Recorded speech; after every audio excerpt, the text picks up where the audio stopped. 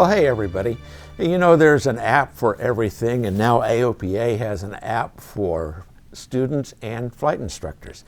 And this app is designed to make flight training easier and more efficient for both the student and the instructor. I was actually flight instructing, working with a student, and we had the traditional paper syllabus, and I started getting frustrated with it because as we were working through, I could clearly see, like, I know you need to work on this one aspect, but I really want to move you along because this other thing you just need practice on. And so I started, this idea germinated in my brain. I was kind of thinking, like, if there's got to be a better way to do this. There's got to be a way to build this in a more modular format. Being able to adapt to that individual student is a much better way to help them advance faster, individualize the learning to what they need.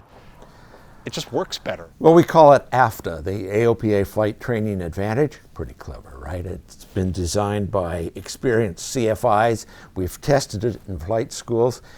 And it comes in three parts. There's an iPad app for CFIs. There's a website for students to track their progress. And there's a portal for flight schools. And a flight school portal is so that the flight school owner can see how everybody is doing, where they need to improve, whatever they might need to improve. For the instructor, the app can create dynamic lesson plans. In other words, it goes back and it looks at what you accomplished in the last lesson and then creates a new lesson for the next time you're in the airplane. It will also present resource material to the students so they can study up before they take their next flight session. And the best part of it is it's free, absolutely free. There's more info in the link in the upper left. Now, one of the challenges for a student pilot is flying into busy Class B airspace. It can be pretty intimidating the first time you do it, and for people who don't do it very often, it can also be intimidating. Well, some of our folks recently decided to fly into the Philly Class B to find themselves a $100 cheesesteak. Mixing up with the big boys, this Cessna was going 133 knots on final, and we slowed it down right before the end of the runway, put one notch of flaps in, got over the threshold, 2 notches, and there's a pretty brisk breeze coming in, as you can see, blowing my hair. But all in all, it was great. The controller here at Philly International was really helpful. Well, from the looks of it, I think they got a cheesesteak mitt. There's more in the video. The link is in the upper left corner, and it's a pretty good primer on not only how you can fly into Class B airspace, but also some of the sights and scenes of Philadelphia. Well, Philly might be friendly to general aviation, but New York, not so friendly to helicopters. The New York legislature had just passed a bill that would allow folks to sue helicopter operators who, quote, create an unreasonable level of sustained noise at ground level.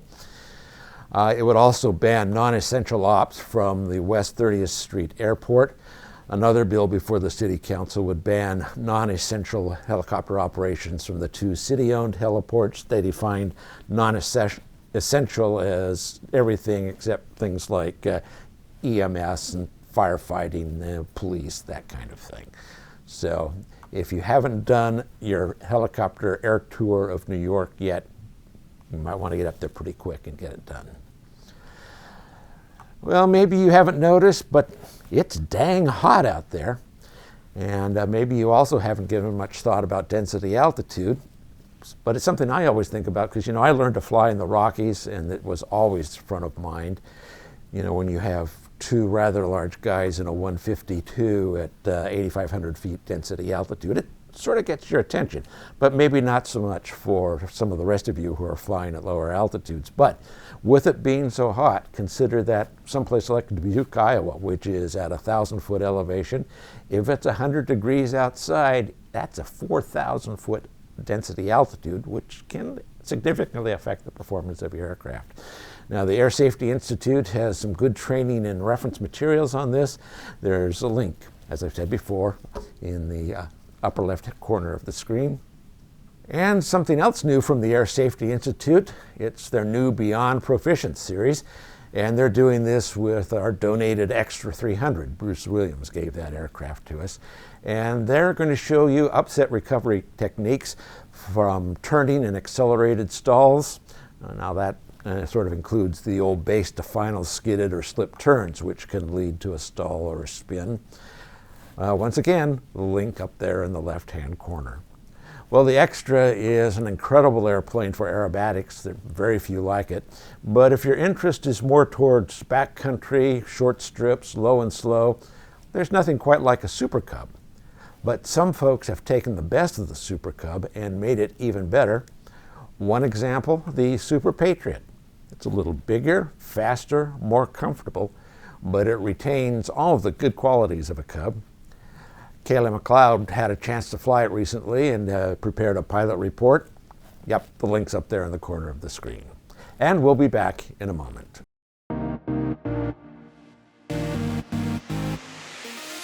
My name is Savannah Rasky, and I have about 600 hours. I currently hold my commercial single-engine land and sea ratings with an instrument add-on. I've been in the Air National Guard for about 9 years, so being an enlisted member, I knew that I wanted to continue a career in the Air Force, but I wanted to do it as an officer flying for the greatest force in our military. Fortunately, I was picked up to fly the F-35 for Montgomery, Alabama.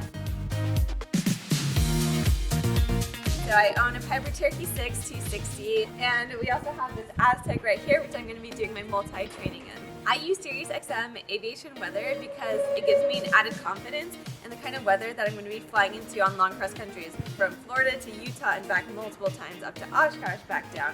And so having a weather system like SiriusXM that I can rely on gives me a lot of confidence as a pilot. Welcome back.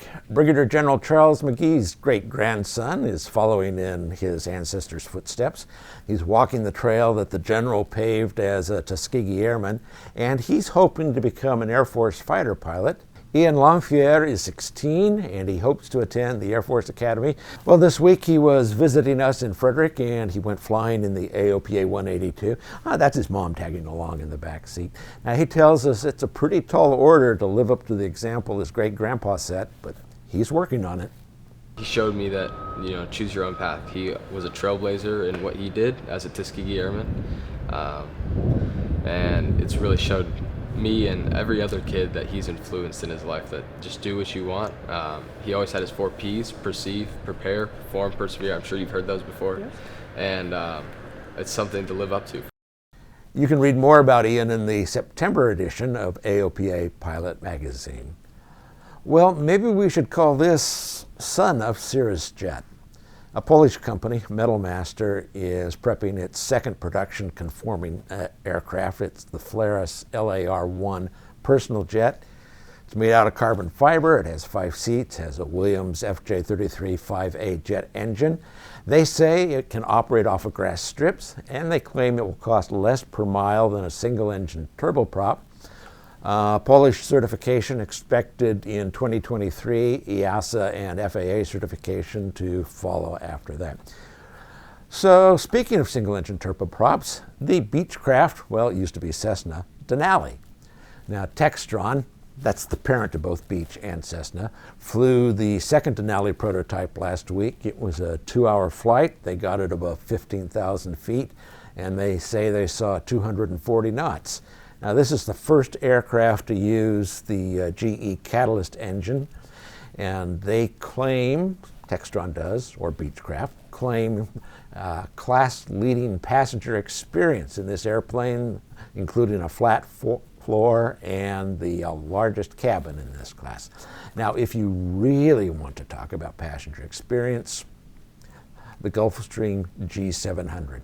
It just won the 2022 International Yacht and Aviation Award for excellence in cabin design. The interior of G700 serial number 6 features, quote, a palette of light neutral and warm gray colors contrasted by accents of cinnamon and charcoal hues.